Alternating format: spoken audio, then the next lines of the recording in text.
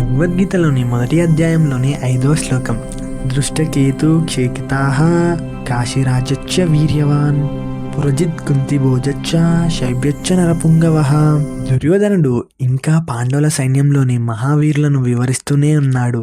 తన గురువు ద్రోణాచార్యుడికి చెప్తున్నాడు, గురువర్యా, ఈ సైన్యంలో దృష్టకేతుడున్నాడు, చేకితానుడు ఉన్నాడు, వీరత్వానికి ప్రసిద్ధుడైన కాశీరాజు ఉన్నాడు, పురుజిత్ కుంచిభోజుడు కూడా ఉన్నారు, మరియు మహానరశ్రేష్ఠుడు శైబ్యుడు కూడా ఉన్నాడు.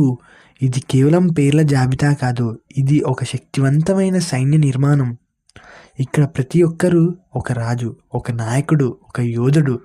అంటే పాండవుల పక్షంలో కేవలం యోధులు మాత్రమే కాదు, నాయకత్వం కలిగిన మహానుభావులు ఉన్నారు. ఇది దుర్యోధనుడికి ఒక అసలైన భయం. ఎందుకంటే యుద్ధాన్ని గెలిపించేది కేవలం శక్తి కాదు, సంకల్పం, ధర్మం, నాయకత్వం. ఈ శ్లోకం మనకు ఒక గొప్ప జీవన పాఠం చెబుతుంది. మన జీవితంలో విజయానికి మనతో ఉన్నవారి గుణాలు చాలా ముఖ్యమైనవి.